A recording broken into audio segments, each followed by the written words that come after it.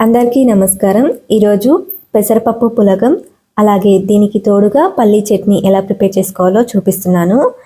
Combination అయితే చాలా బాగుంటుందండి. తప్పకుండా ట్రై చేయండి పల్లీ చట్నీని. మరి ఈ రెసిపీని ఎలా ప్రిపేర్ చేసుకోవాలో చూద్దాము. వీడియోని స్కిప్ చేయకుండా చివరి దాకా చూడండి. ముందుగా ప్యాన్లోకి పావు కప్పు దాకా పెసరపప్పు తీసుకొని వేపుకోండి.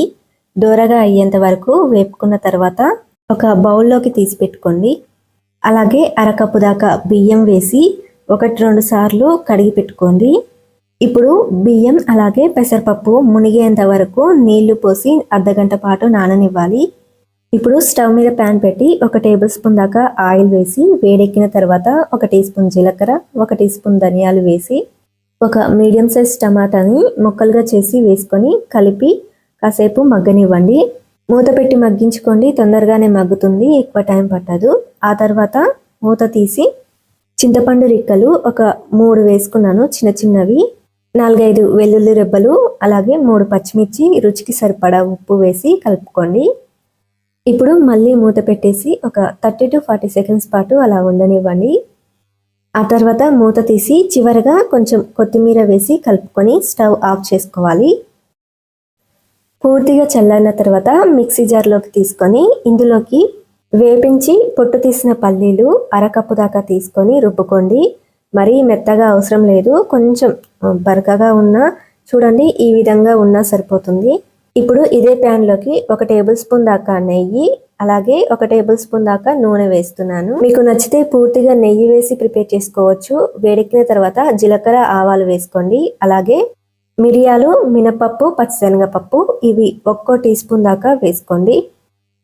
ఇవి కొంచెం వేగిన తర్వాత సన్నగా తరిగిన ఉల్లిపాయ ముక్కలు వేసుకోండి. ఒక చిన్న మీడియం సైజు ఉల్లిగడ్డ అయితే సరిపోతుంది. ఈ ఉల్లిగడ్డ ముక్కలు మగ్గిన తర్వాత 1 టీ స్పూన్ దాకా అల్లం వెల్లుల్లి పేస్ట్, ఒక 3 పచ్చిమిరపకాయల్ని సన్నగా తరిగి వేసుకోండి. ఇవి కూడా వేగిన తర్వాత కొంచెం పసుపు వేసి కలుపుకోవాలి. ఆ తర్వాత సన్నగా తరిగిన టమాటా ముక్కలు వేసుకోవాలి. నేను ఒక పెద్ద సైజు టమాటాను తీసుకొని చిన్న చిన్న ముక్కలుగా తరుక్కున్నాను. ఆ తర్వాత మూత పెట్టి మగ్గించుకోవాలి. ఇవి మగ్గిన తర్వాత కొంచెం కొత్తిమీర, అలాగే రుచికి సరిపడా ఉప్పు వేసి కలుపుకొని ముందుగా నానబెట్టుకున్న పెసరపప్పు, బియ్యం వేసుకోవాలి. నీళ్లు వంపేసి వేసుకోండి. వేసిన తర్వాత ఒకసారి కలుపుకొని అరకప్పు బియ్యం, పావు కప్పు పెసరపప్పుకి 3 కప్పుల దాకా నీళ్లు పోసి, నేను అరకప్పు మెజర్తోని 6 కప్పుల దాకా నీళ్లు పోసుకున్నాను. ఒకవేళ 1 కప్ మెజర్ అయితే 3 కప్స్ వాటర్ అయితే సరిపోతుంది. మంచిగా కలుపుకొని మూత పెట్టి బాగా ఉడికించుకోవాలి. మధ్య మధ్యలో అడుగు మాడకుండా కలుపుతూ ఉండాలి. అలాగే ఈ పులగం ఉడికేంత వరకు కూడా మీరు మంటని స్లిమ్లోనే పెట్టి ఉడికించుకోండి. నేను పోసిన నీళ్ళైతే పర్ఫెక్ట్గా సరిపోయాయండి. చూడండి ఎంత చక్కగా ఉడికిందో. కొంచెం ఈ విధంగా తేమగానే ఉండాలి. ఈ స్టేజ్లోనే స్టవ్ ఆఫ్ చేసుకోండి.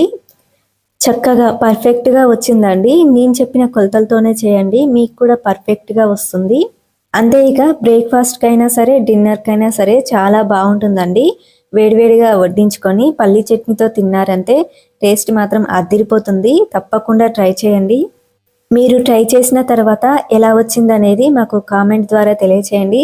మీకు నచ్చినట్లయితే ఈ వీడియోని లైక్ చేసి మై ఛానల్ని తప్పకుండా సబ్స్క్రైబ్ చేసుకోండి. అలాగే రెగ్యులర్గా ఫాలో అవుతూ ఉండండి. ఇంకా ఏమైనా డౌట్స్ ఉంటే కామెంట్ చేయండి, తప్పకుండా రిప్లై ఇస్తాను.